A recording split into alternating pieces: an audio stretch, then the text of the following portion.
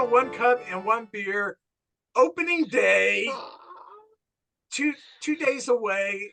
That's that Korea stuff. That was fun for the Dodgers and for the Padres. We'll talk a little bit about that. But the real opening day starts in 2 days. Some of you, by the time you watch this, you will have seen opening day. And that is like the best thing in the world. Every year, opening day, I'm like reborn. It's a holiday. It's a holiday.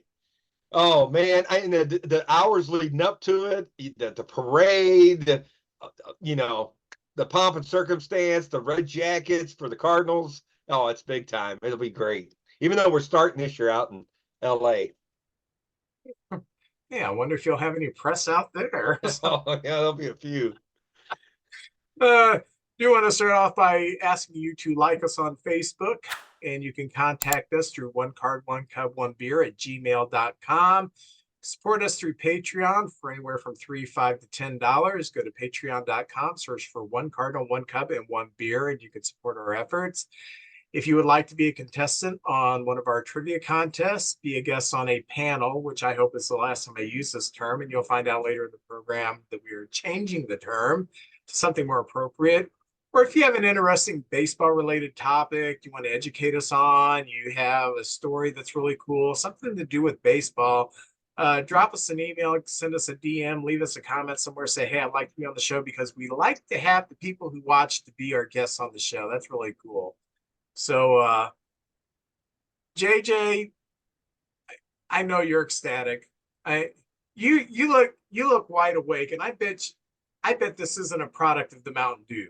I bet you were No. just so excited you didn't even Oh, need that Mountain Dew. I've been talking it up. We've been sharing. There's so much happening, you know, with the Cubs, with the Cardinals, with baseball over in Korea. And man, we got a lot to cover tonight. I tell you what, I tell you what, the night before I get really restless, you know. I try not to get too high, too low, but man, I'm just so happy to have baseball back. Like you always say, it's your mistress. It's like my old friend, you know, everything's gonna be okay. I get to see my old friend again, you know, and as the season goes, the chapters will unveil themselves, and there's gonna be players, there's gonna be games that'll just we'll never forget the rest of our lives. There'll be plays and players that come through that we didn't even see coming. So I'm telling you what, Vince, I'm ready. Let 2024 forget January 1st, New Year's Day. This is the first day of the year coming up, That's and right. I'm very excited. You got the Rangers, we got the Dodgers. And the first day of baseball season should be a national holiday. I agree. It should be. Yep. And then every other day when there's a baseball game on should also be a national holiday. That's right. I'm only working like 5 days a year then. We don't need to Wintertime. have a productive society. We need to have baseball being watched. So, That's right. Oh, oh, let's get into a few things here. I did find this very fascinating. Ezekiel Tovar, who was a rookie last year for the Rockies, played shortstop. They inked him to a 7-year extension worth $63.5 million with a club option for an 8th year, which could make it worth $84 million. The interesting thing is he is above average on defense. He's not Dansby Swanson, but he's certainly a good defender. Offensively, he's got some pop. I think he hit 15, 16 home runs, 30 some odd doubles. But his OPS plus was only 76, which means he's 24% worse than the average shortstop in last year. So I've listened to a lot of pundits going both ways on this. He was a rookie. He did not have a good offensive year. In fact, there were many, many, many other shortstops that had better offensive years. He's good. He's he's very good. He's not great at defense. Um, and there were pundits saying, I don't know why they spent 84, possibly 84 million. Probably could have got him for 50 million. I think this was a good move by the Rockies. They're not near the salary luxury tax. They're nowhere near that. They've got a player who can play defense at the most important defensive position, save catcher on the diamond, shortstop. You have a big ballpark there, and you have to have someone there who can stop the ground balls from going into the outfield and becoming hits. Because that's what happens at Colorado. You get a few scratch hits, and the next thing you know, someone's hit a double off the wall, someone's hit a home run, someone's tripled because the outfield is so expansive and the ball just flies around there like a ping pong ball. I think this was a very smart move by the Rockies, and I thought it was a good PR move for them to say to the fans, "Listen, we are investing in the future." I think it's the first positive thing I've seen out of Colorado in years. What do you think? I think it's a great move too. A lot of fans connect with a player. When you know every year you're going to see that particular player, I'm supposing he's a fan favorite. It just you build that fanship up with the team. You identify with those players. And the Rockies are, it seems like they have trouble getting people to come out to Colorado, especially pitchers. Now you got to face the team. You got Brian out there, you got him and Charlie Blackman and a few others out there. That McMahon kid at second. It's good, and they're building to something. I hope I wish them well. They've been bad for a few years now, and I think it's a good move. And like you said, Vince, center field, shortstop, catcher. That's the prime defensive positions right there. So they've got that nailed down for a while, and I wish the kid a long, great career. You know. Yeah, he did hit double digit home runs and he hit his fair share of doubles. And you look at that 76 OPS plus, you say he's not worth it. He is a rookie. Yeah. He was a rookie, and he showed enough with the bat that he does have some pop in his bat that I think 76 OPS plus is not going to be where he's going to be probably this year and the years to come. I think he showed that there are some ingredients there to his offensive game that is going to improve. The defense is what's really necessary there for their shortstop. And Colorado has had a history of great shortstops. Tulowitzki, Trevor Story, Story. and this guy seems to be a person they think can take up the mantle. Both of those shortstops could field, and both of those shortstops had pop, and they've got the same thing here. So I really like this signing. And I really like the message that it sends to the Colorado fans that, yeah, we are trying to build to something. So, and I love the Good. way he spells his name, Ezekiel, Ezequiel. I love Oh that yeah, spelling. that is pretty cool. That is cool. This made big news. Jackson Holiday, after completely tearing it up in spring training, was sent down to AAA. And the bigger news is that this will buy him a seventh year because he's going to be up as soon as May 15th or whatever that is. Yeah. where that deadline is.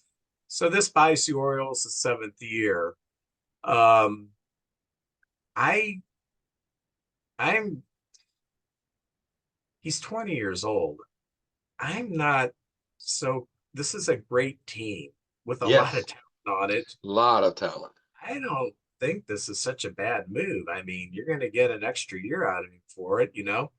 And I hated this rule. And then when they had the new CBA a couple years ago, I thought they were going to eradicate this thing. They didn't. It's still there. So the players have signed on to this. So I don't want to hear the players complaining and bitching about this anymore. You signed up for this again after you complained about it from the last CBA. That's right. If I'm an owner, I do the same thing. Hey, go down for a few weeks and we'll bring you back up and we're going to have his seventh year. Now, that can bite them in the butt, and that when he's done, he's going to hold some animosity and say, I'm out of here because you did this. Maybe. But hey, so You what? know, Baltimore has a incredible team, and I'm glad they had those 100-year loss teams, and that's a great organization. They're actually bringing up one of their big stars. They've got so much. Colton Wong, they signed sort of like we got old Carpenter, you know, see if he could fill a slot for us and bring some leadership. He got cut. I saw that, Yeah, but they're bringing up one of their prize rookies, young guys, a Colton Crowder, an outfielder who hit 6 home runs and 13 RBIs in the spring training. So he's going to be playing, and they've got a lot of talent over there. To be honest with you, won't get to play short. Oh, I wouldn't think so because you got Gunnar Henderson there. So, man, that's a good problem to have.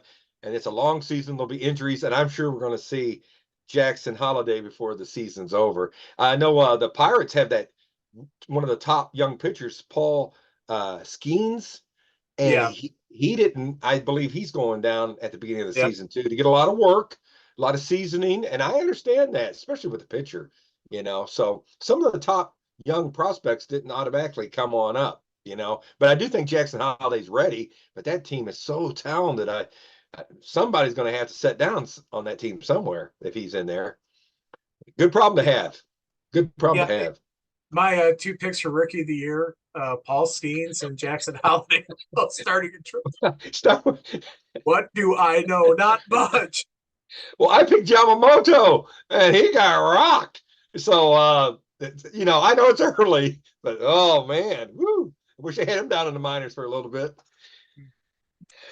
In other news concerning the Orioles, Peter Angelos, longtime owner who gave up the day-to-day duties about 5, 6 years ago to his son, he passed away this week. And Peter Angelos, he's kind of his legacy has become losing baseball and making bad free agent acquisitions. But if you go back to the 90s when he first bought the team, they made it to, I think, 3 American League Championship series. So initially he had success, and then things fizzled, and I don't know what happened, why things went south, like bad contracts like the Chris Davis Oh, yes. contract, just a lot of bad contracts. And it's really cool. It's good that he lived to see this team make the playoffs again. But it's Yeah. really cool that they've come full circle because Baltimore is such a great baseball town, and I'm really excited that because when we were growing up, the Orioles Oh, were a machine. they I mean, really from were. the 60s through the 80s, into the 90s when they were still making the playoffs, man, they were a force. And then it's been just kind of strange the last 20, 25 years to watch them just kind of flounder. So that's really cool. Very tough division, and I at least give them credit.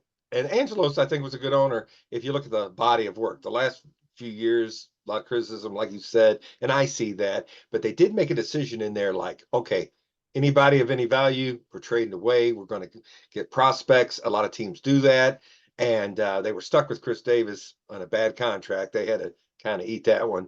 But great. If you get a chance, go down to their spring training facility. I went to one, and it looks like a mini memorial stadium. They got the pennants hanging in there when you go in. It's like a little hall of fame when you go in there, and everything's orange and black in that stadium. It's pretty cool. But I always remember Earl Weaver, Jim Palmer, and then you had the Cal Ripken Jr. and the Eddie Murray years right there. So man, that was some good baseball. Really good baseball. It's good to see him back. Yeah. And yeah, I don't know how many people ever catch an Orioles game. And I don't think he's retired yet. Jim Palmer's an excellent analyst. Oh, Uh, okay. love listening to Jim Palmer break down aspects of the game. Does an amazing job there. Moving on, the Mets have signed JD Martinez, so he's going to be playing in New York. And did you catch his press conference or anything about that? No, I did not. He was quite honest. He said, at my age, um, talking about why he did not sign with San Francisco, he said, at my age, if I sign with San Francisco, and he's a right-hander who hits opposite field, so he's hitting into that cornfield, as I called it last week. If I don't put up good stats at my age, I don't have a job. So it made no sense for me to go to San Francisco. And I thought that was so refreshing to hear a player explain this is why I didn't. And he had just common sense rationale. He's in his late 30s. And if he goes to San Francisco and instead of hitting 25, 30 home runs, he hits 15 to 18 home runs because of the park he's in. And a lot of those home runs that he hits are just easy outs and his batting average dips. He's not going to have a job next year. So I thought that this was a very heady decision on his part, but I love the honesty of Yeah, explaining this is why I didn't go to San Francisco. pretty Wow, cool. pretty cool. And there's a lot of players who don't want to go to San Francisco. A lot of offensive players. Get Buster Posey, one of the greatest offensive players that we've seen in the last 20 years. Did he ever hit 20 home runs? Hey, I think you said Bonds was the last one to hit he 20, Bond's the last one to hit 30. 30. Oh, okay. Yeah. But yeah, it's just such a tough place, particularly for a left-hander or a right-hander who goes opposite field. It's just very tough to hit there. Michael Lorenzen has been signed by the Rangers. And it looks like he's going to start the season in the bullpen. And he can pitch the bullpen. He can also start. And he can also hit. So if they're in a pinch, set up Lorenzen to hit.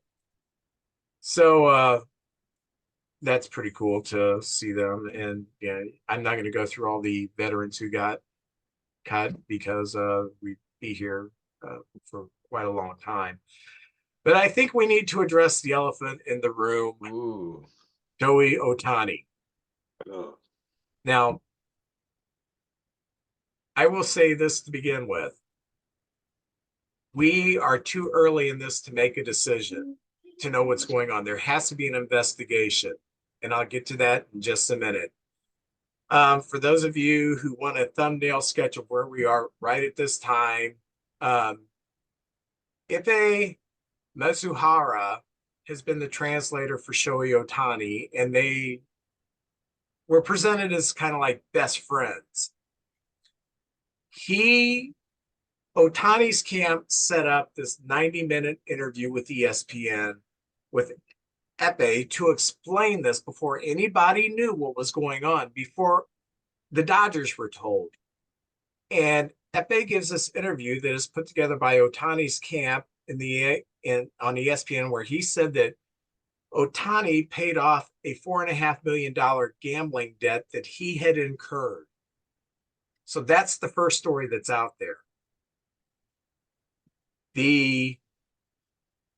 What was it, 2 days ago? Ohtani does a press conference with no questions allowed. So it's basically a statement. And now the narrative has changed to Epe stole from him. He had no idea any of this was going on. Okay, that may sound far-fetched to people, but I did hear this explained by Eduardo Perez. These Japanese ball players, the easiest job that their interpreter has is explaining what happened during the game, because it's not just the game, it is everything they do. If you don't speak the language, you have to have an interpreter to help you buy a house, help you buy a car, help you to get insurance, just all this stuff that we take for granted because we were raised here and the language most spoken is English here. If you don't have that, you are completely dependent upon your translator, which includes your translator setting up your bank accounts, setting up your other personal financial decisions, your investments and stuff. And that way they have access to passwords, to bank account numbers. They have access. So it's a trust type kind of thing that you have to have. Well, now we're hearing stories that this Epi, this translator, he has lied on his credentials. He's a gambling addict. He's a degenerate. He's unscrupulous, all this other stuff. Okay. So I could buy all that if that was the original story. I could buy all the first story if they would have stuck to that. But it seems to me, after the first story, after the ESPN interview, which was set up by the Otani camp. Somebody must have reminded them, a lawyer or somebody must have reminded them, this is wire fraud. Otani's not in the clear for paying off the gambling debt because this is an illegal gambling operation. It wasn't a legal one. So this is wire fraud. So Otani can get in trouble. So then it seems to me that's when the narrative changed to, oh, he stole, he's a degenerate, so on and so forth. So something isn't gelling with me. So it seems to me that it's possible Otani paid the gambling debt and now they're having to back off of this. And part of the way of backing off is that the MLB is now doing a propaganda campaign against Epe because Otani is the cash cow of Major League Baseball. He is an international star. They need him to shine. Do I think Otani gambles? No, because everything that we have heard about Otani for the past 6, 7 years when he's been here is that this guy sleeps 12 to 14 hours a day, gets up, breakfast, and it's baseball from then till he goes back to bed. He doesn't go out and go to the nightclubs and stuff like that. He is very regimented in his life. I don't know how a person can do 12 to 14 hours of sleep personally. I mean, but That sounds that's nice. what it is. He sleeps that much and then he gets up. He does what he has to do, shower, eats, but it's baseball from then on out. So just going by what we have known about Otani, I don't think he's the kind who has a gambling issue. But I do think it's entirely possible that maybe with ignorance of the law, he did pay off this debt a little, you know, and now there's some trouble brewing. But there's two things. MLB will do an investigation, and I've seen people online, talk, particularly Pete Rose fans, well, why isn't he banned for life? Well, there's a couple reasons. When Pete Rose was first discovered to be gambling, they didn't just kick him out the next day. There was an investigation. So there's going to be an investigation. Bart Giamatti is a different animal than Rob Manfred. Rob Manfred let the Astros get away with cheating, called the trophy a hunk of metal.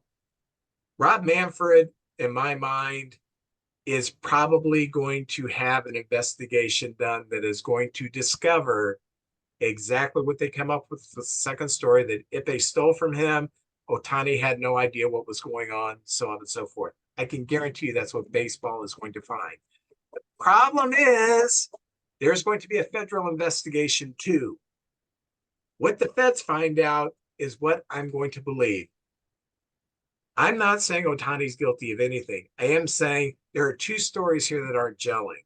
And I can't wait for the federal investigation to go on Yeah. so we find out what's true. I'm saying I'm not going to trust what a Rob Manfred, Major League Baseball, is going to discover on their investigation. JJ, what do you think? Well, man, it would make a great movie of the week. There seems to be some twists and turns in this thing. And I'm like you, it's so early in the thing. I don't know what to think. I always thought it was a little odd that baseball got in bed with gambling because sports bets and things like that. But the players make so much money now, in our heads where we're just normal Joes, we're like, well, if you've got this kind of money, why would you gamble? But I think if you've got a problem, it doesn't matter how well off you are, you could lose it all. And $4.5 million, good Lord, that's a lot of money. And I know there's been other people who are well to do that's lost a ton of money because the people they surround themselves with, you trusted them. Billy Joel, he got half his money taken. Willie Nelson thought his taxes were being paid and he got screwed over. So I can see that happening. Otani is the face of baseball, and I really don't think we've had a real commissioner since they put that Milwaukee Brewer guy in there who was an owner. I think it's just the owners club now. There's really no guy in there setting his foot down and making decisions. I'm with you on that, Vince. Um, it's just a black eye for baseball with all this going on with opening days coming up, and there's so many things to celebrate. We got this kind of hanging in the background. I hope it was simple because, in the United States, we've got each state has its own rules, and I don't believe you can make sports bets in California. Yeah, I know we can't in Missouri. A lot of people just go over the river to Illinois and place their sport bets. But man, it's just a sad day. I hope it's much to do about nothing, and that Otani's was clean and really was just trying to help a friend. But it seems like they're both kind of turning on each other now, saying, "Hey, he's the guy." No, that was that guy right there. I had nothing to do with this. So, like you said, Vince, I think that we won't know the truth till the federal investigation, and I'm sure that the interpreter is going to be in some sort of trouble. If it is him taking that money and had like Otani said and stole his money, he's in big trouble. So stay tuned. We'll find out together and see what happens. Uh, Man, I just hate that to be our lead story in baseball right now. It's kind of a bad time for all. It's never a good time. No, And maybe this will be a thing that'll stop other things in the future where people say, I just don't want that headache. I don't want people, that's how I'll be remembered. now two things. If they would have stuck to the original story, we wouldn't be talking about this now. It would have went away. Otani, complete ignorance. I did not know that was illegal. I was trying to help a friend. He would get a slap on the wrist, and that would be it. Um, what I did not like about the narrative that's put out here now is that this Ipe guy is a degenerate who gambled money away. I did not like putting it in that light. I had a family member who had a gambling addiction. It's like drinking, heroin, cigarettes, anything else. You think, oh, yeah, I just stopped gambling. It's an addiction. It's a real addiction. It's not like you can just stop. That's why there's all these disclaimers from all the casinos and everything. Got a gambling problem? Call this.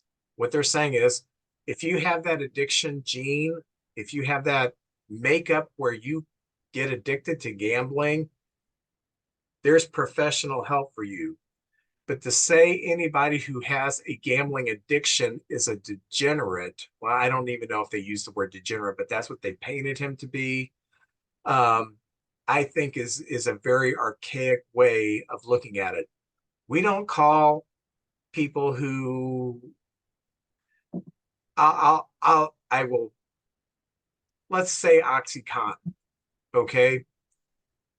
Who was one of the biggest critics of people with addictions for years was Rush Limbaugh. And then he got addicted to OxyContin.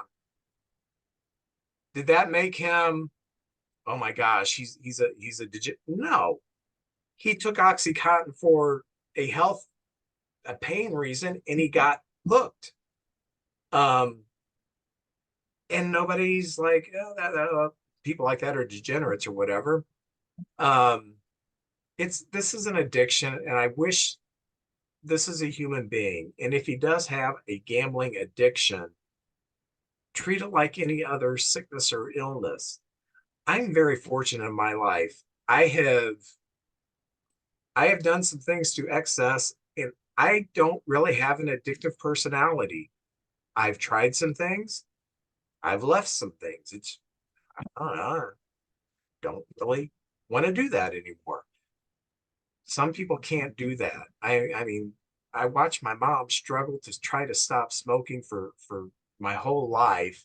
Mine And too. then when she finally stopped when my oldest was born, she had a nervous breakdown. And I mean, it it was that big of an effect on her. So I did not like the way that it was painted that this guy is a terrible human being who stole money, because when you're an addict, you do things that don't make sense because you have a sickness. So I just wish it was kind of put in that light Yeah. instead of.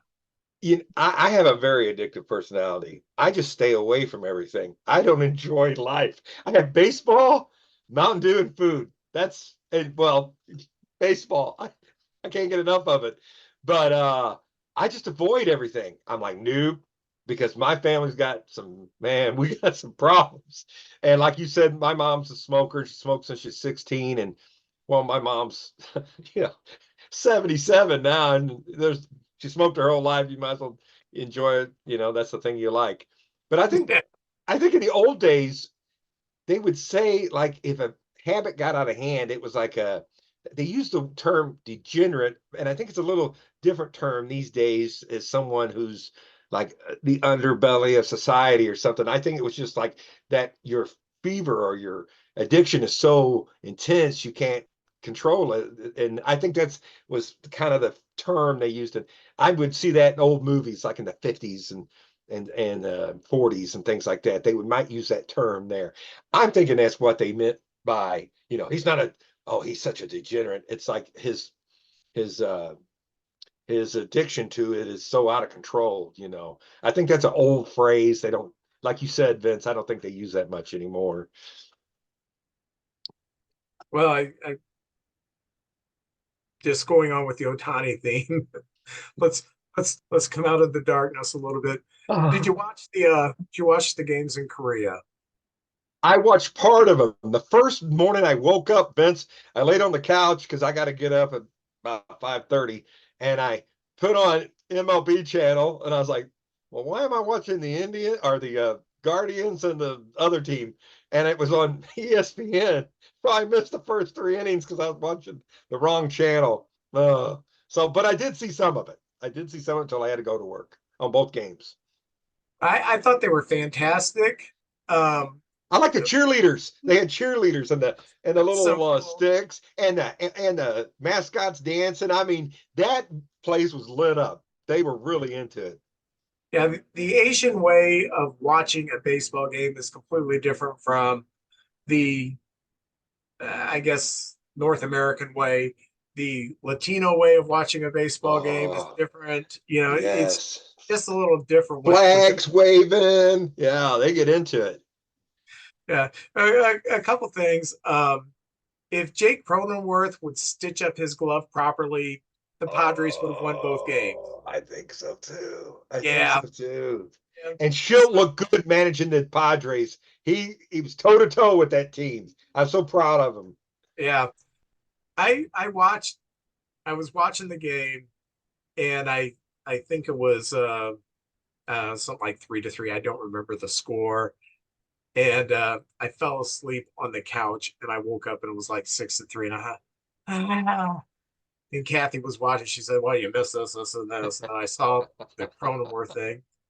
But the second game, the first game, there wasn't a whole lot of offense and there was no home runs. The second game, I had to take my daughter, my son-in-law, and my grandson to the airport. So I had to get up early, drive to Belleville, then drive to the airport. And so I missed the whole game. And then I looked on my phone. My gosh, it was like 15-11. That would have been a lot of fun to watch.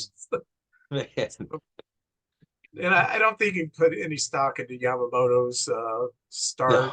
Um, you know, first game. Yes. He probably had some jitters and it just didn't go his way. Yeah. So what's going on in Cardinal news?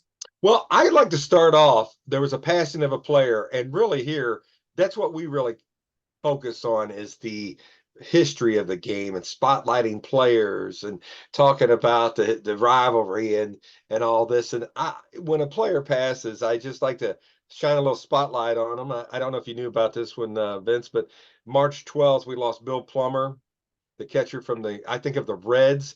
But I Played look for the. back at yeah, and well, first of all, his first season, he was in 1968. He played for the Chicago Cubs.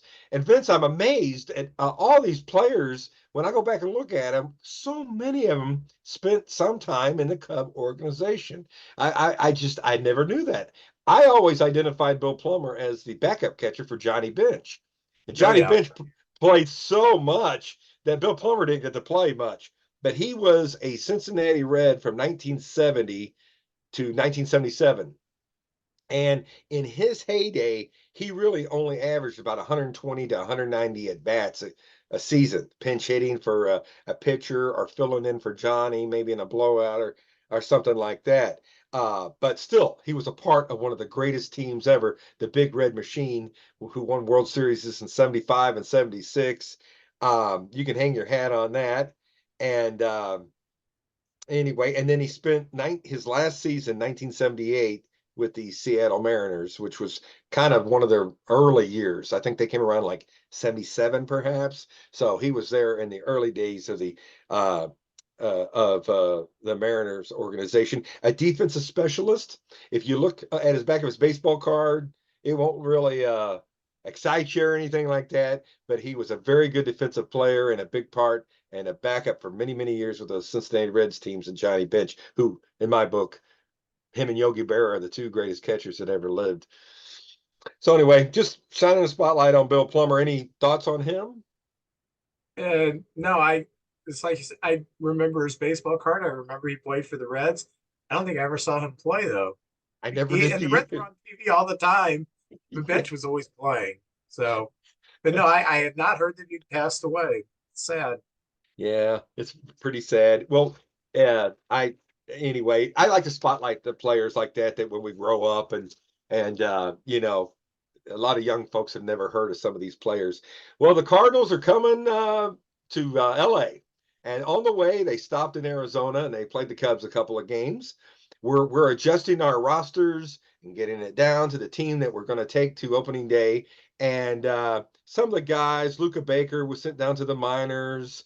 Um, this kid, Alfonso Riveras, Jared Young, who looks pretty good. A lot of these players are going to Memphis. A few of them are going to go down to Springfield, and those seasons haven't even started yet.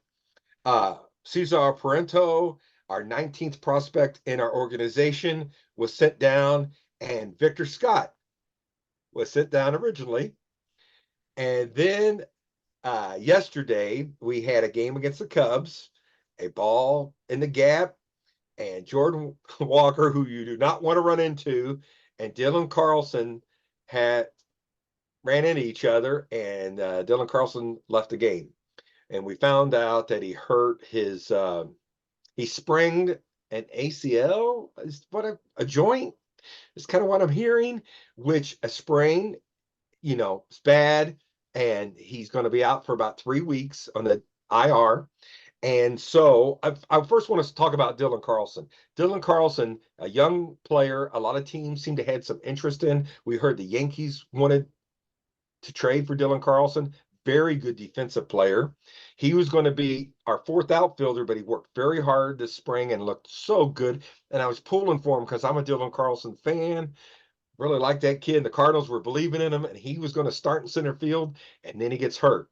Now that's sad, and I wish him all the best because he seemed to has hit the bug of getting hurt. But that does mean Victor Scott the second is on his way. And he's supposed to be in the starting lineup on Thursday against the Dodgers and batting perhaps ninth, like a double leadoff batter. So we will see. And I think Wynn, the shortstop, will be batting eighth. And that's going to be a lot of hit and run opportunities. It's going to be tough to double those two guys up. It's nice to see that. And Vince, I just want to say this too. There were years the Cardinals didn't have any African Americans on their team. Our top prospects were not African Americans, and now we're going to have three in our lineup. Now, I don't mean to count, oh, we got four of these and two of these, but it's nice to see because I would like to have baseball be an outlet where people want to come play baseball. And maybe if African American young players see African American players, they'll say, "Hey, I want to do that too. I'm a big fan of that guy." And King Griffey Jr. I think had a big influence on that generation. So I'm excited because these guys carry themselves so far. What I see very professionally, they're going to be a big. I see this as like a turning in Cardinal history, like the next chapter. Because now that Yachty and Pujols and Wayno's gone, these young, we've got a very young team, and we're not even counting Nolan Gorman and Lars Nootbaar and Tommy Edman and Ivan Herrera. Um, it's kind of exciting time, and we got some more coming. So it's going to be fun, and it's going to be a good time. Now, am I saying we're winning the division this year? I'd like to see that, but I don't know. But it's going to be fun. I'm really excited, and we do have some guys on the IR to start out the year. You know, Tommy Edman, he still hasn't been cleared to swing the bat, and we're probably 3 weeks without Dylan Carlson. So this is Victor's time to shine, and I hope he takes that. They say it might be like a Wally Pipp thing. He might just take the bull's horn, and we never hear of Tommy Edman again and Lars Nootbaar. Who knows? But I think our best defensive outfield. You're not going to move Walker out of right field and win in center and Carlson in left. I think that would be our best defensive outfield right there. So hurry back, Dylan. We need you. Other things going on. I was Oh, watching the game when they had, it wasn't really a collision, kind of undercut. Um, I didn't, he seemed to walk off the field fine. I just thought, oh, they're taking off for precautionary. And then today, when I found out that he was going to be put on the IL, I thought maybe it was worse than I thought. And then I got excited because they said, well, Victor Scott is going to be in the starting lineup. I'm there. yeah, exciting. I've said on this podcast that he's the one player I'm excited to see. I want to see speed because I still don't think of the Cardinals as the big lumbering home run team. I still see them as the team I grew up with that was just built on speed. And for me, that's Cardinal baseball. And I am excited. Yeah, how can you be excited? You're not I'm a baseball fan on top Yeah. of everything else. And I think it is fun to watch speed. It is more fun to watch speed than it is to watch a home run. And I contend the home run is the weirdest play in sports. There's no action. The ball goes over the fence, the guy trots around, the fielders walk around looking, and then there's fireworks. I think it's a lot more fun to watch a player steal a base and maybe steal two bases and go home on a little dribbler back to the mound, or a safety squeeze or something. That's a lot of fun. So I am excited to see what Victor Scott can do. I we do have a sports bar now in town that I can go watch some Cardinal games there. Oh So yeah. Hey, that's gonna be fun. It's fun watching it with folks too. It's gonna be fun. It's gonna be a good year. I know we've already had some injuries, but there are a lot of injuries in baseball right now. And a lot of guys are making their opportunities because a spot opened up, or Garrett Cole or somebody like that is down. So baseball's in a good place. We got a lot of good young talent out there. Um, I also was going just to make some announcements. Every Saturday, the San Luis Cardinal Hall of Fame has a signing, and I joined the Hall of Fame as a supporter of it. And so the first Saturday, April 6th, they're playing the Florida Marlins. Tony La Russa will be there from I think 10 to noon signing autographs in the Hall of Fame. That's pretty cool. Hall of Famer Tony La Russa, big part of Cardinal history there. So he'll be there. The Cardinals this spring went 13, 12, and 5, and I know that means absolutely nothing, but it's just good to see that we got some wins. I don't want to go winless through the spring. I want to see that, oh yeah, we know how to win a few. So that's nice to see.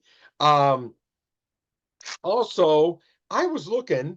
Oh, Budweiser is releasing a St. Louis Cardinal can. It's red with this on the front of the can, the single bird on the bat, and underneath it will be like a sketch of the skyline of St. Louis.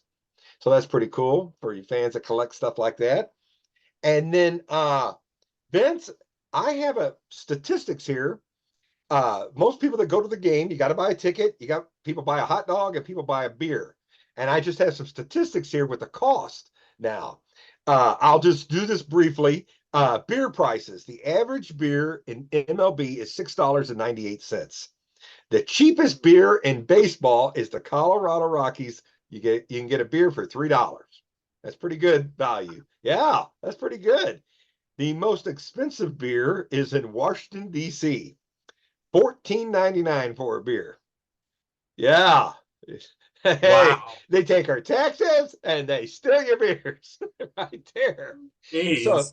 so the Cubs have the fifth most expensive beer at $10.49. So those things they make with all the cups that go from the top of the stadium down, that's $1 million cup tree right there. My gosh. The Cardinals were not in the five cheapest or the five most expensive. The five cheapest was the Rockies, the Blue Jays, the Angels, the Diamondbacks, and the Twins. So right there. Hot dogs. The average hot dog price in MLB is $5.32. The cheapest hot dog in MLB by a penny is the Arizona Diamondbacks, $2.99. That's pretty good for a hot dog. Yeah. Yeah, and then it goes to Yankees. The Yankees a $3 hot dog. The Marlins, uh, let's see. I think it's the Twins and Atlanta are the cheapest hot dogs. The most expensive hot dog in baseball is the San Diego Padres, $7.75 for a hot dog. Now I'm not talking bratwurst, just a regular hot dog. So the Padres. And finally, ticket prices. The average ticket price. Now you remember you got those seats behind home plate that are very expensive, or the suites, and then you got the bleachers, or sometimes up at the top and the back. But the average seat in MLB is $68.90. The cheapest, I won't say cheapest, the most inexpensive tickets in baseball, the Kansas City Royals, $42 is the average ticket price. That's pretty good value right there. $42 to see a major league game. The most expensive, and this comes as no surprise to anybody, the, the Los Angeles Dodgers, $115 is their average ticket price. 115. Ouch. Mm-mm-mm. So anyway, I thought I'd throw a little those statistics at you, and that's basically Cardinal news right there. All right. Concerning Cub news, I'm just ready for baseball. Um, the roster we have for opening day: catchers Gomes and Amaya, no surprises we had last year.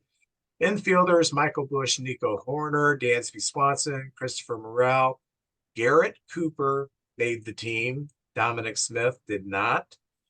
David Peralta did not, and I think both of them um, declined to go to AAA. They both had good springs, so someone may pick them up. But Garrett Cooper looked really good. Nick Madrigal and Miles Mastrobuoni, that rounds out the infield. The outfield: Bellinger, Happ, Suzuki, and Mike Talkman. Um, so that's basically the four outfielders we had last year for the good part of the year.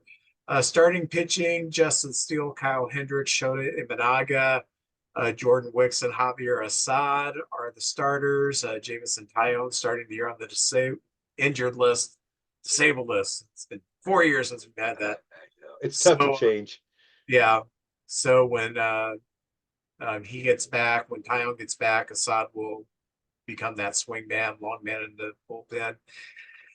And in the bullpen, we have Yency Almonte, which we got in the Mike Bush trade. Adbert Alzolay, Jose Cuas, we got last year from the Royals, Mark Leiter Jr., Luke Little, who I'm so high on. He's going north with the team. Very happy about that. Julian Merriweather, Hector Neris, who pitched really good last year for the Astros, and Drew Smiley, who sucks, but we have a $12 million contract, so he's on the team. So I'm Yeah. excited about the game. What time's the Cardinal game come on? Oh, I have to look that up. I honestly don't know. I know it starts a little later being out there in Night Los game. Angeles. Late afternoon, I think. I don't know. I don't know. I have to look it up. Okay. If it's on ESPN, I can watch it. If it's not, yeah. Cubs open tomorrow night or Thursday night, excuse me, in Texas. And then they have Friday off, but the ring ceremony for the Rangers is actually Saturday's game. Oh, And I'm going to be tuning into the Texas broadcast for the beginning just to see that because I think that's so cool to watch. I do too. So you guys have fun with the Dodgers. We'll have fun with the Rangers. We we may both be Oh, one and oh, three starting off the season, but man. Well, Vince, this start of the season also starts our 2024 fantasy baseball.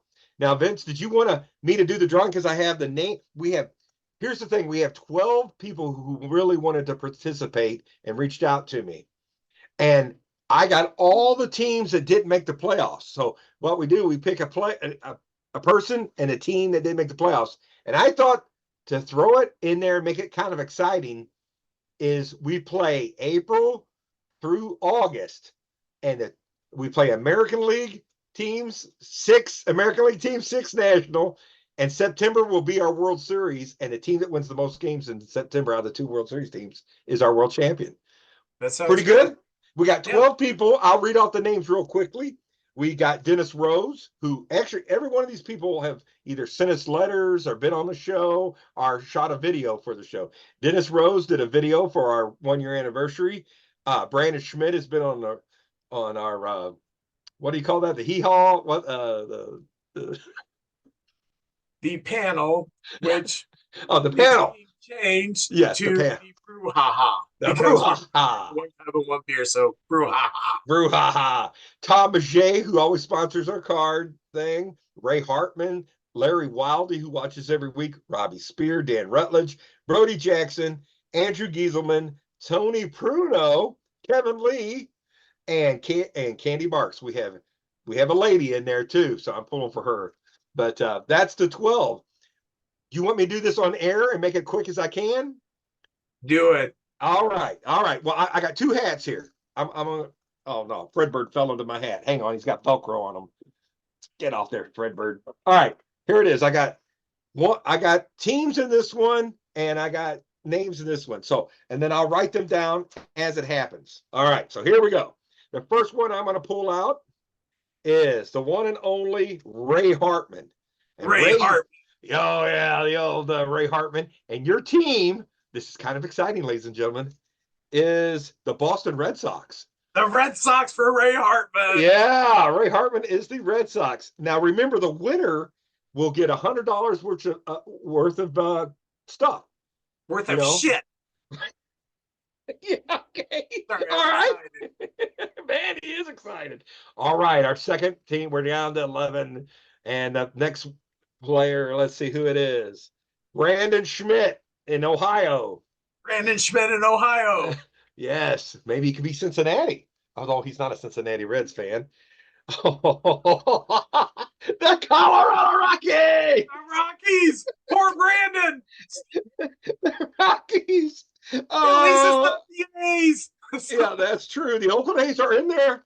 They're in there, ladies and gentlemen. All right, so we got 1 American League, 1 National League. How about that? This is exciting. Our first year of fantasy baseball. Oh, the next one, Dennis Rose, Vietnam veteran.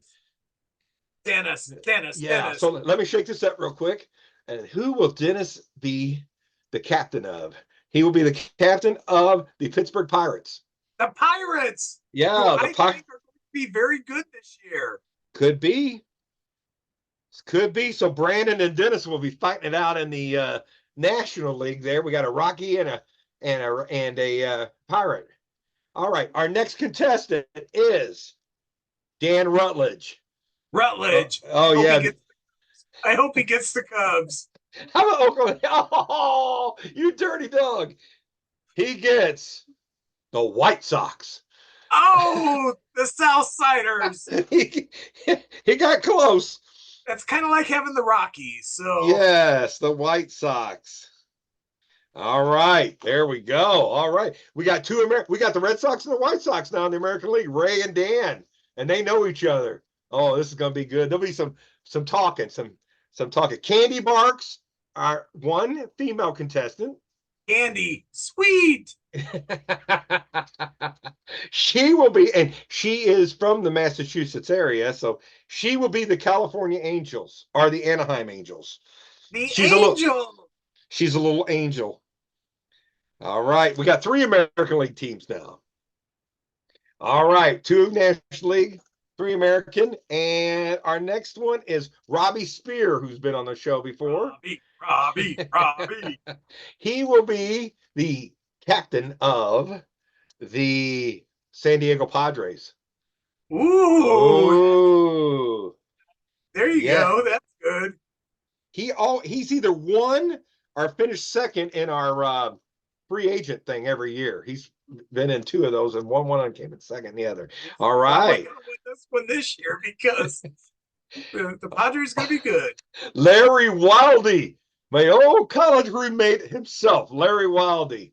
Old college roommate. Yes, Larry Wildy smokes medicine, let's say, and one time he smoked so much medicine he thought, I can't do this joke, it's too terrible. All right, Larry will be the Cubs. The Cubbies, Larry, you're my man. Larry Wildy is the Cubs. All right, very good. All right, so we're getting there, ladies and gentlemen. Our next contestant, as we make our way through our first rosters here. Put that one back. Oh, wait a minute, that was a teams. I gotta get an owner first. This is Kevin Lee, who is on the show tonight. Yes, Kevin Lee. Yes, Kevin Lee. Maybe he'll get the Reds. He likes Johnny Bench. He loves Johnny Bench. He got Cardinals. St. Louis Cardinals. Cardinals. Oh my gosh, the Cardinals suck. He's going to be so mad. He hates the Cardinals. Oh, the Cardinals. All right. He'll get to be the captain of the Cardinals. All right. Wait a minute.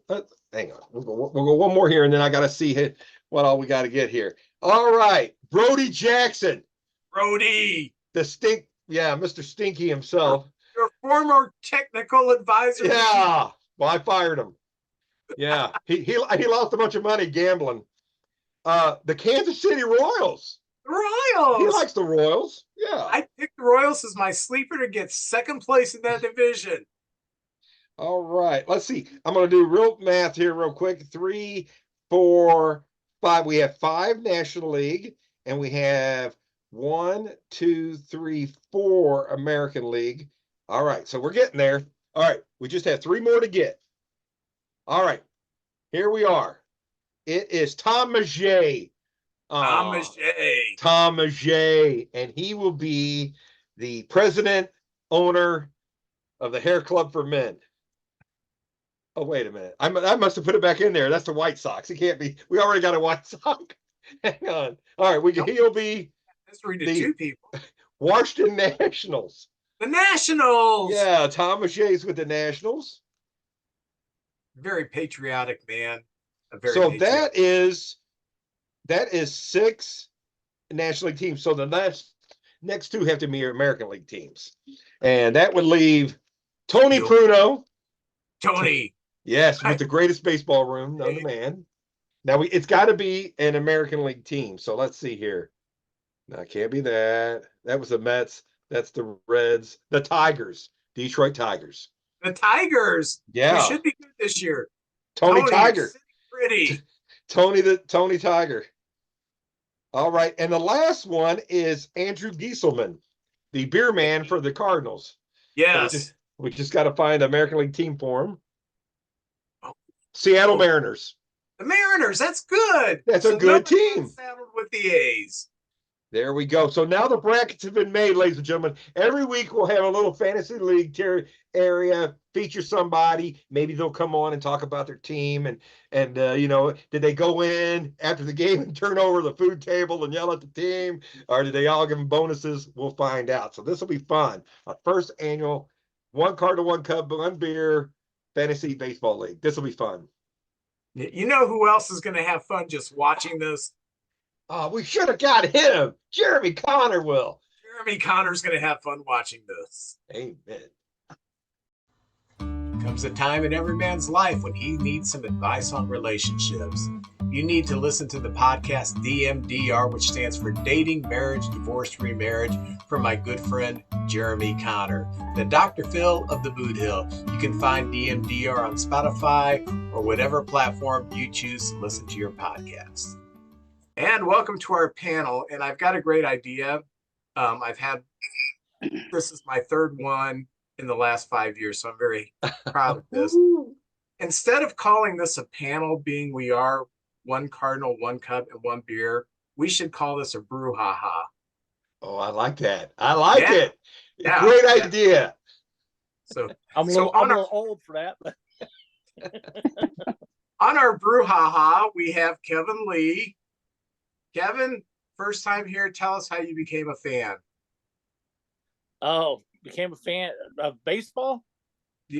Baseball, the Cardinals, all that Me, stuff. if you want to be a fan of me, you can be a fan of me. Just watching you live your life, JJ. Oh, bless your heart. Bless your heart. No, I think like most people my age, I grew up in the car riding with my dad, listening to the baseball games. You know, that's Saturday afternoons with Jay Randolph. And that's how I became involved. Very good. Wrong team, but very good.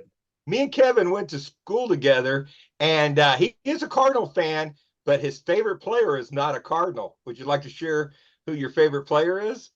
The greatest player ever, Mr. Johnny Bench. Johnny Bench. That's a great one, man. Very good. I mean, that's valid. That's totally valid. Yeah. Johnny Bench is a great one. And I know he's got some memorabilia with Johnny Bench stuff, too. I got a few things. Yeah, that's pretty cool. I admire that. I've got Krylon paint. Does that count? Johnny Bench used to be as long as it's red. Also joining us, Shannon, Logan. This is your third time being here? I believe so. Third time's a charm, right? So third time is a charm, yes. So actually you've been charming every time. But actually Shannon and I went to the same high school. It's just that I'm like 20 years older than her, but we did both go to Wood River High School, which explains why JJ and Kevin are the two best educated people on this. Hillsboro. Yo. Okay. Well, I mean, at least I'm a Cardinal fan. Yeah. Hey, that's right, Miss Shannon. And a Sarah Hagar fan. So anyway, what we're gonna do on this this BrewHaHa panel is I listened to a podcast called Locked On MLB, and it's hosted by Paul Francis Sullivan, who insists that everybody call him Sully. And he had a segment on a few weeks ago entitled If I Was the Commissioner.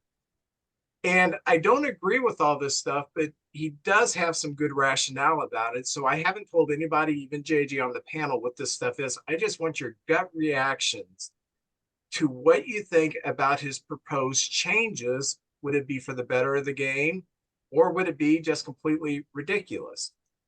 So the first thing that he proposes is that the baseball season starts a month earlier, and that the regular season is over by Labor Day, and that you spend September with the playoffs in the World Series. And his rationale is by September, fans drop out because football's starting. And whether we want to admit it or not, football is the top dog in sports. So his proposal is you start a month earlier. That way the season starts a little bit after the Super Bowl, a few weeks, a month after the Super Bowl. You go through the summer and it's over by Labor Day, and then you rejuvenate the fan base with playoffs that coincide with the football season. And that way you're done a month earlier. What do you think about that? Are all the teams going to have domes? What's that? All the teams going to have domes in. You're going to play outside still February when it's snowing? Exactly. You'll be at spring training at Christmas. I'm not. I'm with you on that. We know how St. Louis is, and what would you say you started in February or something? No, you start the season in March instead of the beginning of April. Man, it can still snow. Yeah, it's been crazy. Yeah. This spring's been crazy, but I would say no. And as a romantic of the game of baseball, it's like a living organism. Springtime, spring's hope, and the flowers are blooming, and the ivy. Vince, the ivy in Chicago, you won't even have the ivy going until playoff time.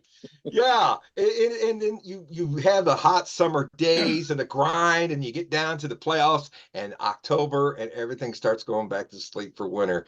I just think that, and I have a stat here that the average baseball game has 29,000 people at it. That's still good attendance. In the NFL, I know they're trying to take over Thursdays, Saturdays, Sundays, and Mondays, but we're all right. We'll hang tough against that football, 29,000 a game. That's still, I think baseball's in a great spot right now. And I don't like change anyway, Vince. You know me, I'm an old codger. Get off my lawn.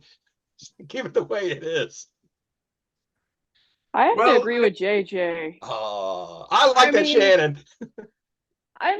You're right. Because, like, for example, today it's freezing outside. I mean, I wouldn't want to go to the baseball game today, even though there's no snow on the ground per se.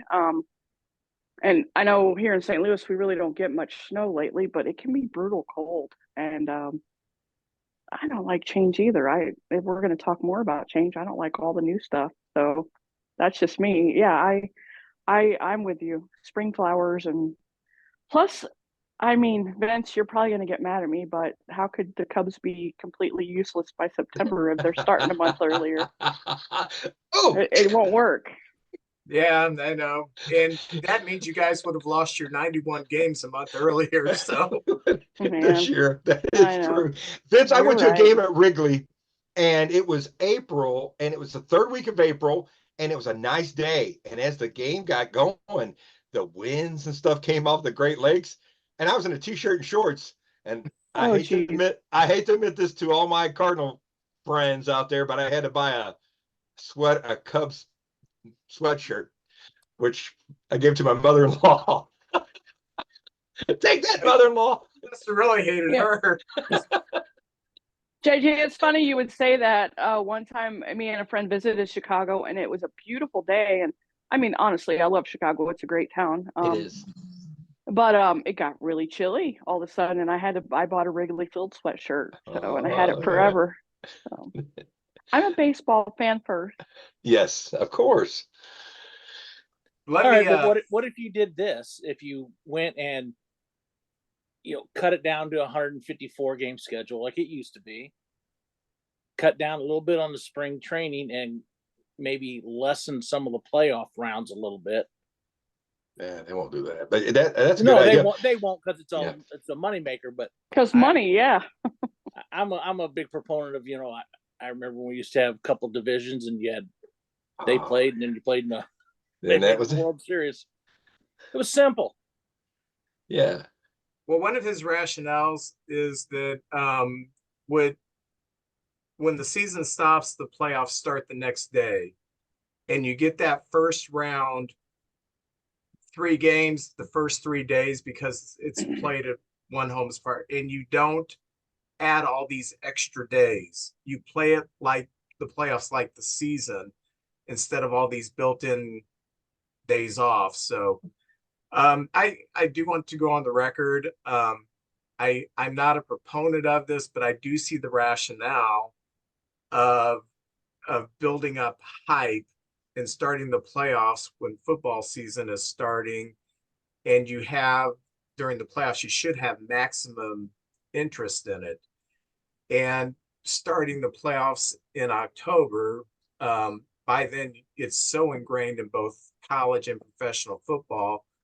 The only people that's watching the playoffs at that time are people whose teams are in the playoffs, or people who are complete baseball nerds who have nothing else to do in life. That's me. So Yeah, me too. so I do see the rationale, but I'm with you all. That change would be too much for me to swallow. You said something in that though, Vince, I liked about as soon as the season ends, get that first round going, and the team with the better record should be rewarded and get all the games in their home state field. So we're not having a day off to fly back and forth everywhere. I like that idea. That idea I like, where we get it going. Because Vince, right now if these series go their full length, we're hitting November sometimes now, with all these extra rounds. So I like how you're saying that about the better team gets rewarded by all the home games like that. Well, that was just even for if you I don't think that you should penalize a team who may have won 95 games, but they're playing a team that won 98 games and say, okay, you don't get any home games. That's kind of, I think that the team with the best record should have an advantage, have the home field advantage. But what he's saying, instead of like during the playoffs, you have games in the afternoon. You can easily finish that game, fly out that night, and play a night game the next day. Just eradicate as many of these off days as possible. And I do like that. Okay. The only deal I think they do with having the off days is because of weather. You know, if it rains out a day, they're not that far behind. You know, they can play that other day. That's the only reason I can see it having the days off. I can buy that. Let's move on to the second thing. All right. Okay. And I do like this. All trades, no matter when in the season, the player has to clear waivers. So you can't just do a straight up trade. You have to put them on the waiver wire and see if someone claims them. With the exception of 2 12-hour periods during the season where it's a free-for-all. Nobody has to clear waivers. You can do all these trades. And then you would have 2 times during the season where you have maximum interest in all these players being traded, because you're just like, all right, the trade is coming up in 3 days. Wonder what my team's going to do, so on and so forth. I kind of like that. What do you guys think? I don't. And I'll tell you why. This is my personal opinion is, and being a Cardinals fan, we anticipate making the playoffs every year. You know, I'm not saying the Cubs don't. I'm just saying we anticipate, don't we, JJ? Like to. We like to. We hope to. We like to think we're going to.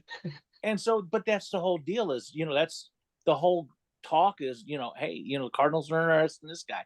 Hey, the Cardinals are talking to that guy. You know, who are you going to give up? You know, what prospects? You know, who can we get for that stretch run? I mean, that's to me is a lot of the fun of it. You know, it's, you know, like we got McGuire, you know, and just we stole him.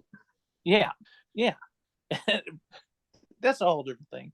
But it was the whole thing of, look what he energized that whole team. You know, the whole city got excited. You still had that with this. It's just confined to 2 one-day 12-hour periods. So you can say, okay, let's say that the second trade is the 15th of August, and you're sitting out 5 games out the 2nd of August. You got like 2 weeks of like, okay, we got this really cool trade deadline coming up where it's a free-for-all. All the anticipation for it, and then that day it would just be a lot of fun. I just it takes away from the surprise trade. Oh, why did we trade so and so for so and so on June 3rd? I don't know. And you can still do trades. They just have to clear waivers, which makes it more difficult. But I just kind of think that would be something that would pique interest a little bit, kind of how the NBA does free agency. Well, we have the trading deadline at the end of July. I really like that. Because a team has to make their decision. Are we in it? Are we out of it? Are we going for it? I think before they had a trading deadline, you know, you would have teams like the Yankees and the Tigers when they were great, and they'd stock up their teams, you know, at the end of the year for the World Series. And I like it how it is now. Now the waiver thing, they do that now, and I think you can put a guy on waivers twice and grab him back if he didn't clear waivers. I think you can do that. And the third time, if somebody gets him, they got him. Vince, I'd have to see it on paper. I want it to be before July 31st, though. There it is on paper. Oh, it's right on paper, baby. I can't get nothing by you. All right. If it's before July 31st, I could be talked into that. Okay.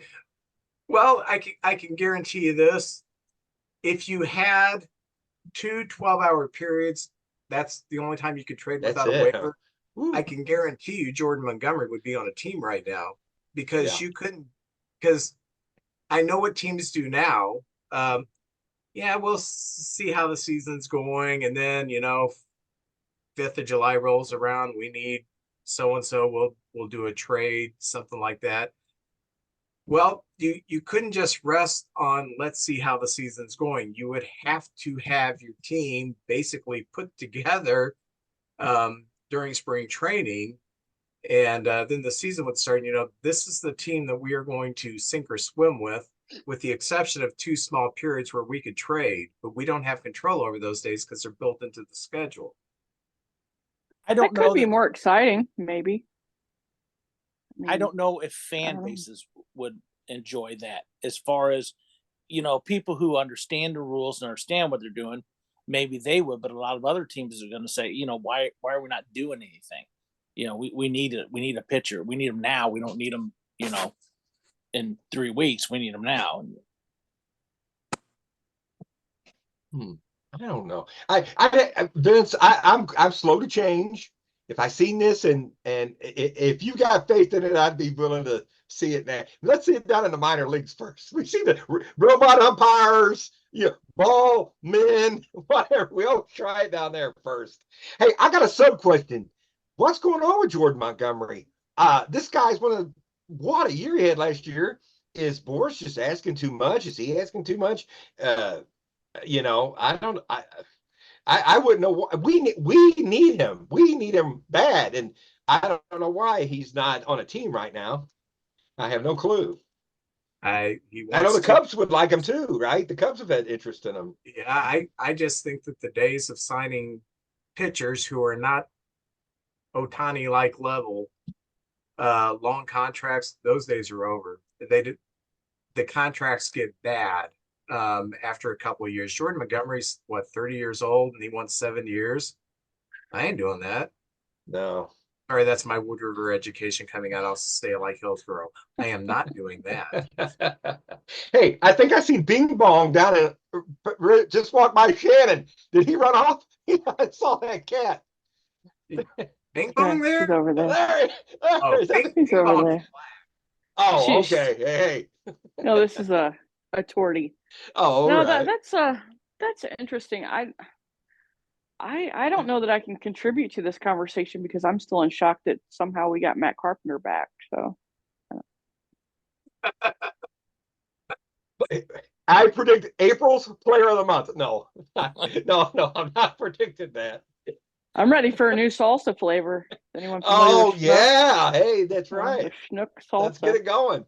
It was okay stuff. I mean, just like Carp, he's okay. He's adequate. Hey, listen, but for a 2-month period, he was the best hitter in baseball. 1 year for his whole career. Yeah. Oh, forever. The week that I was in Maine and we are sitting there listening to the Cardinal Cub game in Maine, and Madden keeps pitching to Carpenter and Carpenter just keeps hitting the ball out. I'm like, stop pitching to him.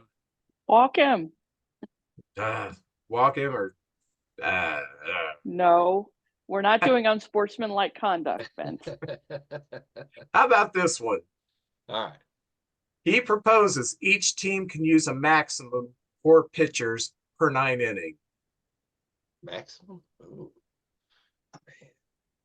That would not bode well for the Cardinals. No, I don't know. Right now. We don't do that. We all have those. Yeah. Tony La Russa spitting on his grave. Man. I don't know. Vince, I don't like anything that takes away from the strategy. You know what I mean? If this is a game you got to have, if your team, maybe you need to win that 2 out of 3, you got to have that game. And you're counting on it, your schedule's going to be a little tougher down the line. I don't know, but I like that you can use your whole bullpen. I like that. You got to crack the whip sometimes. Sometimes you got to lay off a little bit. It's a long season, but I don't like being handcuffed by that rule myself.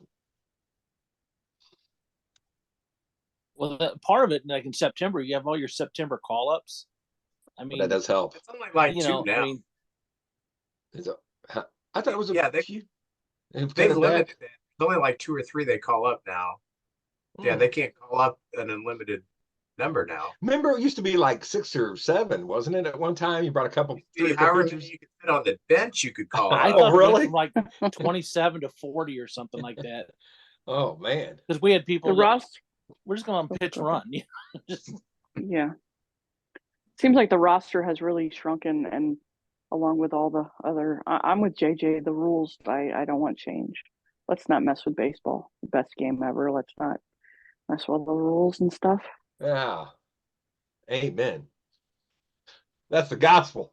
I mean, they Well, are. what They if, and what already if one of your pitchers gets injured? Like, okay, if you know you're going to use, like, what's the rule? Like, when you present your lineup to the umpire, do you only have like these are my 4 pitchers for the game? What if someone is sick or something or becomes Yeah, injured? and our Angel Hernandez is umpire. Oh, Jesus. We got 4 We're pitchers screwed. going to the 5th inning. Yeah. JJ, My watch your God. language. Don't use that word around I'm here. sorry. You say his name 3 times, he shows up. Oh, Yeah, I one of my criticisms, and I used to be very conservative when it came to baseball, and when I realized that the game viewership, and I'm not talking about attendance at the ballpark, because you can go to the ballpark and there could be 30,000 people there, and maybe 8,000 are really baseball fans, and the rest just like putting on their garb, and they really, we're kind of fair weather fans. Viewership is where you really figure out how many people are really into the sport, and baseball viewership is just continually um, uh, declined since it peaked in the 80s. And one of the criticisms, and this is why MLB hired Theo Epstein, who went out and talked to the people. One of their big criticisms, people who were not hardcore baseball fans, is the game takes too long. And I oh don't wow. I don't like to. I don't like going to a 3.5 hour game, and I don't like sitting there watching the umpire or the manager come out and change pitchers every batter. I hated the loogie, the left-handed one-out guy, who's going to come in there and he's going to throw 3 or 4 pitches, and then you're going to yank him, and it takes all kinds of time. And baseball, the pace of the game has improved since they have stopped doing, you can change pitchers whenever you want. So I'm probably a little bit softer on this. I think this is something they could try in the minor leagues and see if it works. You really can't try the trade thing in the minor leagues because you can't just, we're going to experiment trading minor leaguers. Yeah, you're right. But I think this would be something interesting to just, try and rookie ball and see how it works out. Yeah, I'm But kind what of about the strategy though? Still that if you like JJ said, you're messing with the strategy of the management leadership, right? Like, I would say this: every pitch is a strategy. I don't care if it's a true, right-hander or left-hander. I don't care who's up the bat. true. Every pitch is a strategy. So if you don't like the rule, learn how to get guys out who are left-handers, learn how to get right-handers out, right-handers learn to get left-handers out. This would stretch out starting pitching too. It just kind of revolutionized the way, in a way, it would kind of bring it back to where it was, where there was more emphasis on the starting pitcher. Until you get to a point where you go and you sit and you watch a 27-13 ball game. Well, home runs used to be something special. Then the steroid era came and it was just like 10-9. I get excited by a 2-1 game. Yeah. But, Vince, they have, from what I understand, they have, say we're into June, they have like, okay, these are the guys I'm going to use out of the bullpen tonight in an ideal situation. This guy's pitched 2-3 days in a row. He's not pitching no matter what happens. So strategy is, okay, if we get in trouble, I can go to these 2 other guys. But sometimes you got to decide, I'm going to stretch this guy a little further because I can't blow up my bullpen over this one game. And that's what sometimes when we see like Pujols or Yachty come into the game, which I know the diehards hate, but it's kind of a special thing I'll never forget. But one of the changes I didn't mind was the reliever. If you bring a reliever in, he's got to pitch to 3 men. Now, I didn't mind that rule too bad. Yeah, I and like that kind that. of stopped all the flip-flopping and stuff like that. Yeah. But I do like the manager going one-on-one with that guy. Okay, we're going to try to get him through 6. But if the top of the lineup comes back around, I'm going to yank him and go right to the bullpen. I don't know. That's me, Vince. Because if you're going to do that, are you going to limit your pinch hitters to just one a game? I like the pitcher batting. Don't have pinch hitters anymore. Yeah. Poor Steve Braun. All right. I know you're going to hate this one. Uh-oh. There is you will like the first part of this. There will be no more ghost runners in extra innings. Do you like that? I like that. Yes. Okay. Ghost But runner's the stupidest thing ever. after 12 innings, it's a tie. Ooh, like hockey. Oh, Oh, that's interesting. Yeah. Well, spring training, they got ties. Boy, Who cares though? Man. Right. I don't know. Vince, I don't know. I'm not crazy about the tie idea. I would rather have a ghost runner than a game ended a tie. And personally, I don't mind the ghost runner.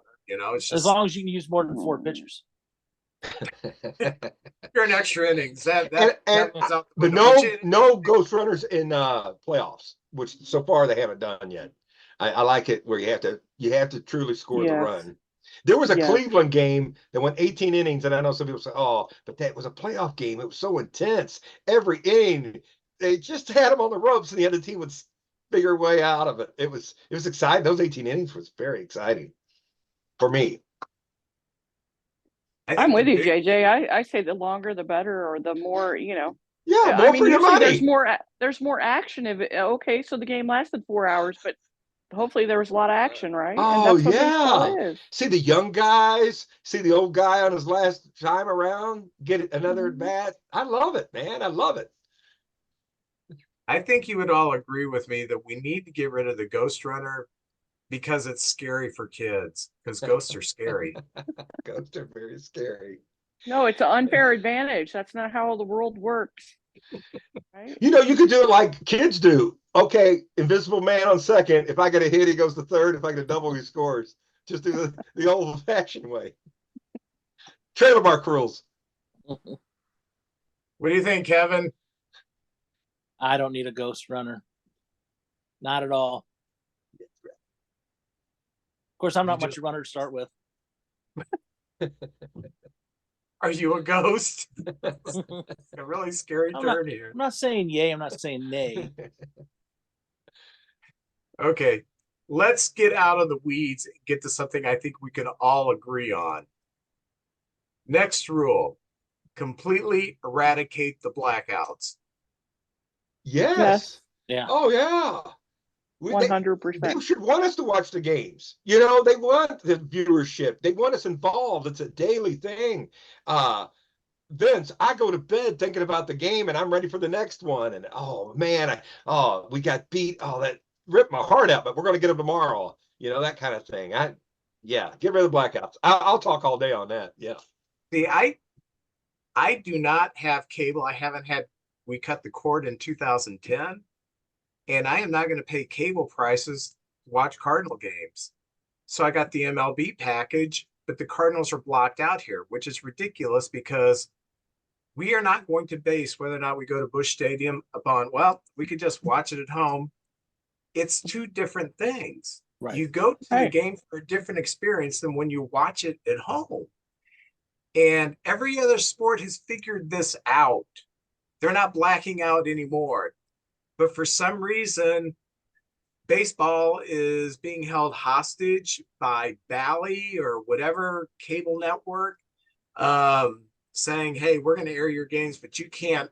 There's going to have to be a blackout. Major League Baseball has more money than God. They should say, screw you. No blackouts anymore. And he also proposes that we create a TV package that includes all the games in one place, including regular and postseason. So if a game is on Apple TV or Peacock or something like that, you don't have to spend the extra money. You can buy a package that will have every game and watch everything there. What do you think about that? Sign me up. That's Yes, fantastic. that's a good idea. I think we're going to go to like a pay-per-view Credit kind of card thing anyway. number to sign you Yeah. up. My name is Vince Opper.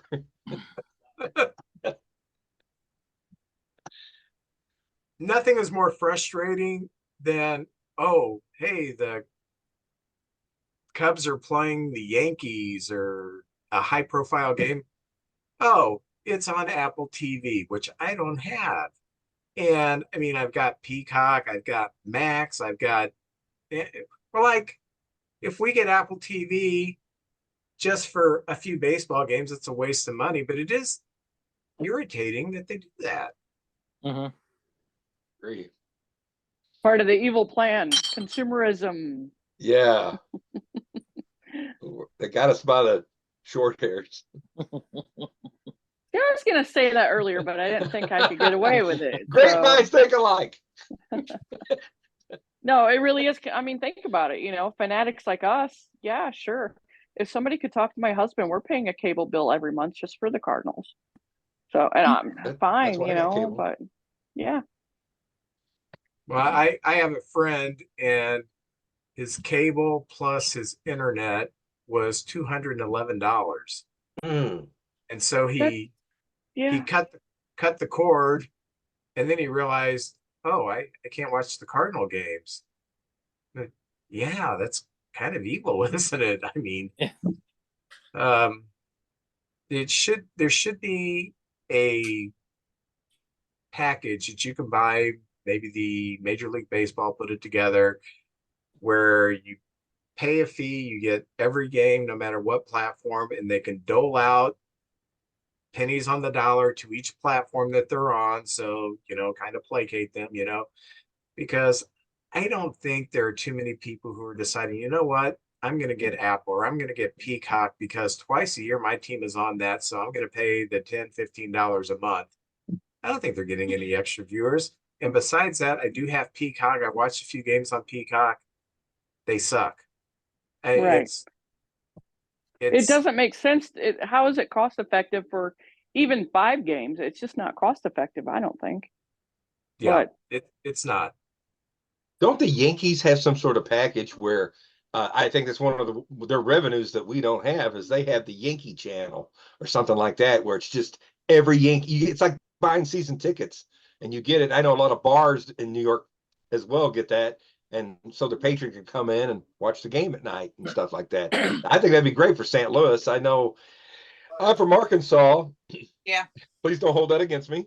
And down there, folks plan a weekend to come up and see a game. And if they could get that package, oh, that'd be great because there's a lot of radio listeners down there who are, depending on the weather, can't pick up the game sometimes. So I just think that would be great for everybody and another thing of revenue for the team, Yeah. And who doesn't like revenue? Hey, Right? I mean, that's right. Bring that revenue. Wasn't that Eddie Grant don't do electric revenue or something like that? Yeah. Revenue. Yeah, I'm actually doing a show. I haven't done a show. I don't know, I kind of accidentally did a show a few months ago, but I haven't done a real show in like 14 months. And everybody who's listening to this is probably thinking, I am never going to hear that guy do comedy because he has absolutely worst dad jokes. So, last thing that I really like is that Major League Baseball should encourage YouTubers, TikTokers, Instagrammers, etc., to be able to put up their highlights and post it on. If I want to show highlights from the Cub game on Vince's Instagram account, they can do that. You can't do that right now because Major League Baseball has that thing you can't rebroadcast all that other stuff. The copyright. Yeah. But all the other sports have realized, man, that's free advertising for us. So they, you want to see a wicked dunk, watch what LeBron did last night, and all these people start reposting it and resending it out, it grows the sport. Football has started doing that too. This TikToker, posted something. They were sitting at the game in Buffalo. It was snowing. There was a really cool play. And from where they were sitting, you could see it from a fan's perspective in the cold. And they posted, everybody's watching because you kind of feel like you're that fan in Buffalo. Baseball, you can't do that because if they find it, you get flagged and it gets taken down from the site. And the only two entities that I know that still do that are Major League Baseball and WWE. Everybody else, yeah, let's repost it because it's free advertising for us. Sometimes I wonder why baseball is so slow. The sport that was so progressive 50 years ago, 60 years ago, that was in the forefront of things, is now so slow and so conservative that they don't see. Maybe it's because we have a lot of owners who are pushing 80 and 90. I don't know. You mean like Congress or something? Yeah. Like, yeah, can we have age limits? I agree. Well, and a lot of us fans are getting older too, though. True. I'm not. Yeah, he's eternal.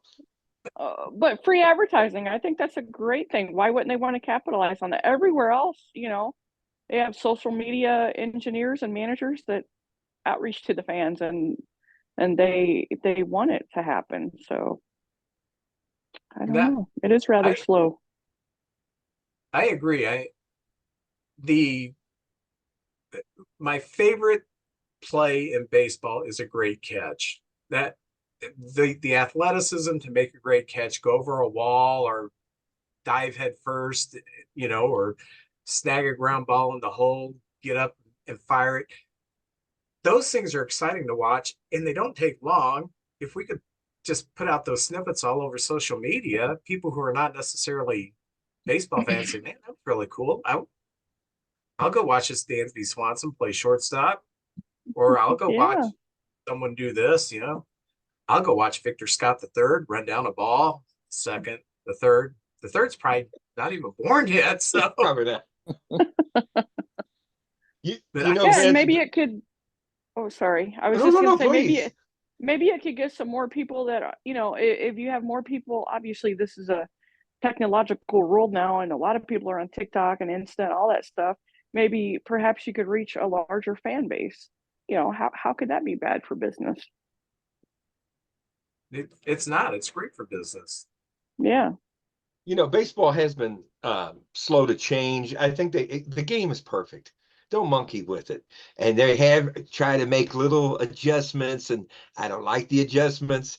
And it just takes them a long time. I mean, even the batting helmet, and they have players that grandfathered in. Bob Montgomery of the Red Sox was the last player that didn't wear a batting helmet. Lord knows why. But even that, they grandfathered little rules in like that. And so, I could see this coming one day where we change everything. We had Jeffrey Phipps, Big Ratings Jeffrey Phipps on here. He used to cover the Cardinals, and he got to play little snippets of the interviews he did on the radio. So they are doing a little bit of that. But I'm with you, Vince, with social media now and a big powerhouse like One Cardinal, One Cub, One Beer, where we could really make a difference. We could get a Cardinal fever going if they would just let us show some of that. So yeah, Rob Manfred called the other day and he said, "Can I be a guest?" I said, "I'm sorry, I've got a panel. There's no room." Kevin Lee and Shannon. I'm sorry, we can't squeeze you in. I have a BrewHaHa. Sorry. All right. Wow. Well, and I think we're in an age where everything is 30-second clips.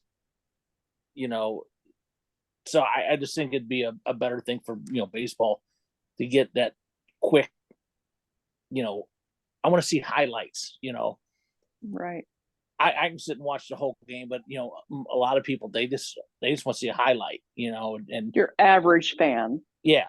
Not they like want to see right. They want to see, oh, that was a great play, and they want to see 10 of those in a row. Right. They don't care about the strategy of the balls and strikes. And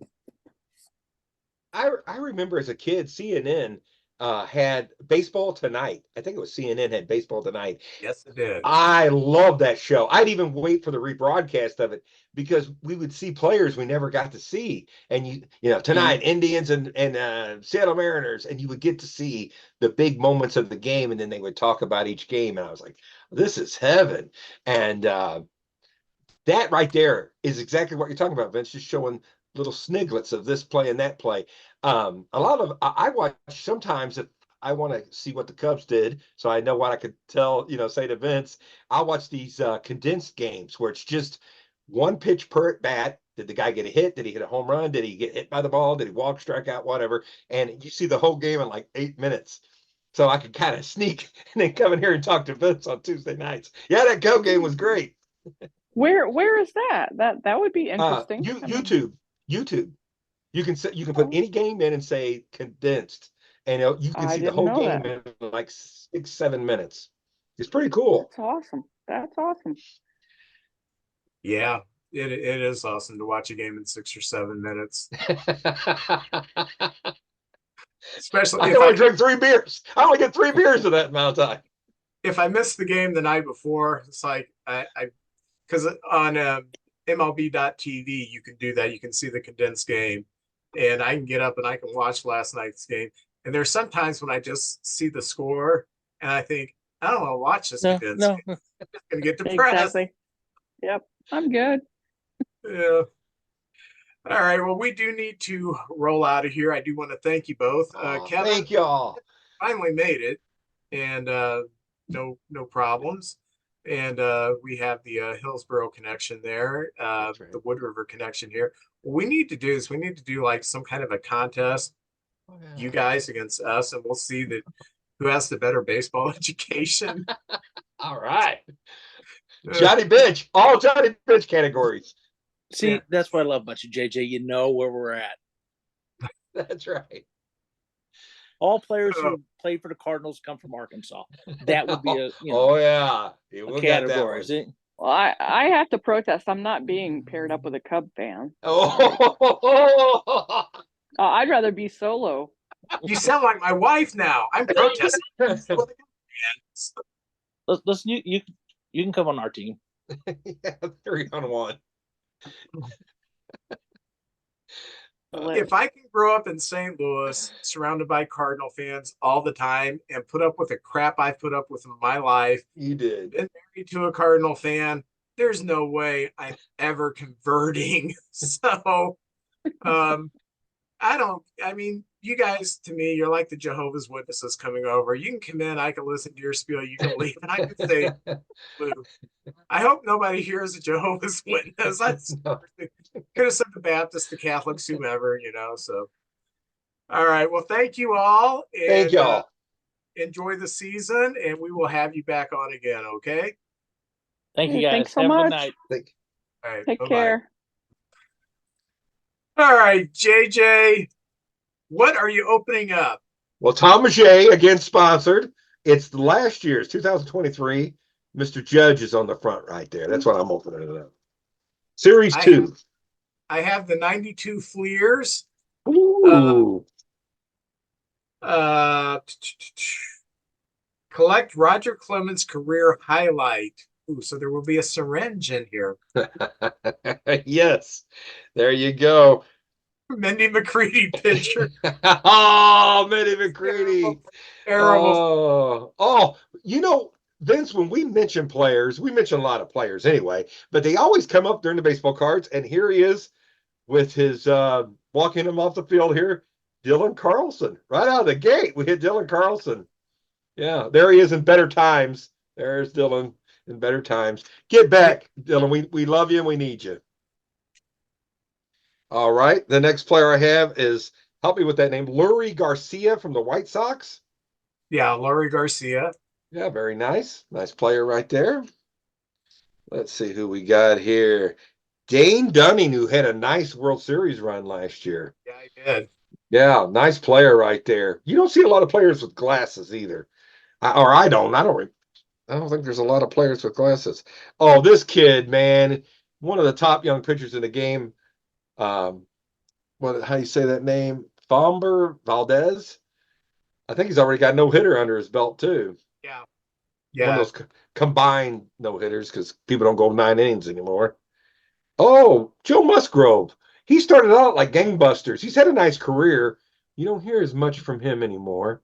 Yeah. So, He threw a no-hitter 2 years ago. 2 years ago. Let's see. Let's see who else we got. Oh, I think it's TJ Friedel from the Reds. Yeah. Poor There guy. he He's is. starting the season on the injured list. On the injured list. My goodness, so many injuries already. It's going to be that way this year. Oh, the heir apparent to Buster Posey, Joey Bart. I've always been a fan of the catcher gear. I love the shin guards and the mask and the chest protector and the gloves. That's just iconic right there. So anyway, and then they have a throwback player, and of course, Big Poppy right there, David Ortiz. Hmm. Evidently, it's a cold day in Boston. He's protecting his nipples right there. I did not know he played for Boston. I think of him as a Twin. Yeah, the Twins are probably regretting that move. Oh yeah, double. Oh, this guy, Mr. Free Agent himself, Carlos Correa. I went out of here. I guess I'm going back, Korea. Right there. Let's see here. Who all we got? There's got to be another. The last one here is Eugenio Suarez, who used to be a Cincinnati Red and now he's with the Seattle Mariners. Did he get moved again, or is he still with Seattle? Yeah, his career's Yeah, he had kind of one great year, and I'm going to say like 3 years ago, where he really hit a lot of home runs, batting average up, and it's kind of been stagnant since then. But it's you see a lot of these players have good years in Cincinnati, and then when they go to a different team, because Cincinnati's such a bandbox, they have trouble replicating their offense. good defensive player too. Pretty good defensive player. All right, well, my first, gosh, hard to read. Kevin Ward for the Padres. Don't remember him. I don't either. Uh, Fleer All Star Barry Bonds when he was with the Oh, before the steroids. What an athlete! yes. His father was Oh, very good former too. slugger for the Astros and Orioles, Glenn Davis. Oh yeah. Glenn Davis. Big guy. Pitcher for the Indians at that time, Guardians now, Eric King. I remember the name. Couldn't tell you much about him. World Series hero for the Braves, Mark Lemke. Oh, I love Loki. A little second baseman. Yeah. Very nice.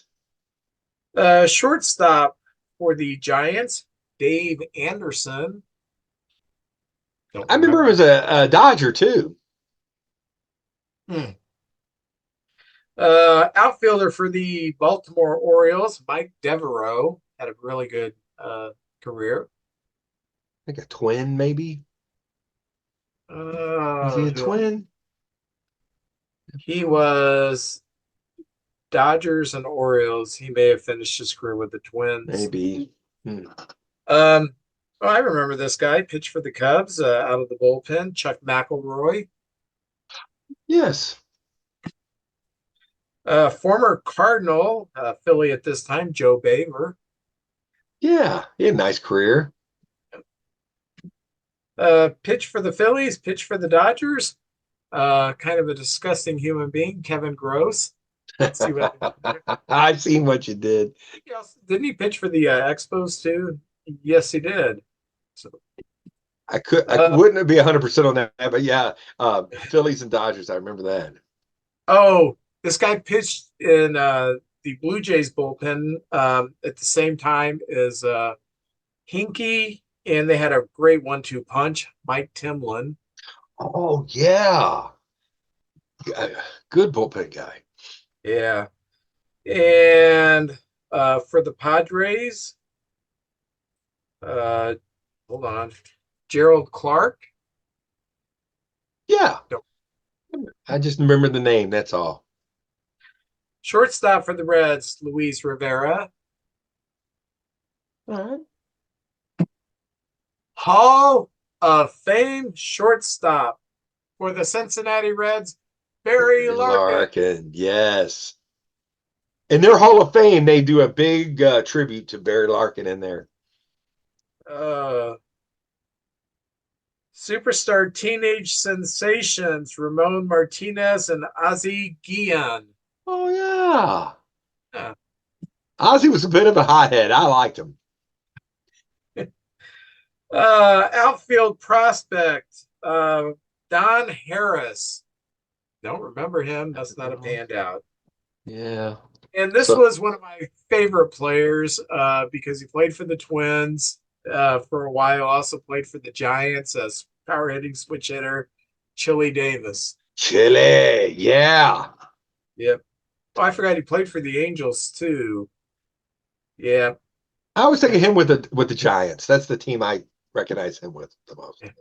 I remember he came to Minnesota before the 91 season, and they just finished last. And I don't remember which Twin player it was. Herbeck, Gaetti. I think Gaetti was gone by then. Maybe a Herbeck. Or Puckett called him up and said, I know we were in last place last year. We're a really good team. We could use your.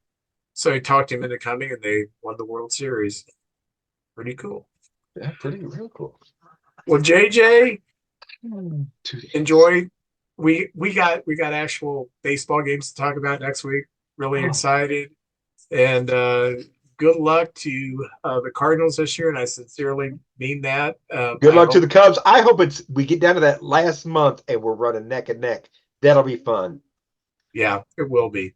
And wouldn't it be weird if one of us wins the division, the other one wins the wild card, and then we meet in the playoffs? That you guys beat us the last time. I guess it's the only time we ever met in the playoffs, and that was exciting. It was exciting. We lost, but it was still very exciting. Oh, well, JJ, enjoy. Thank you all. Everybody out there, enjoy the baseball season.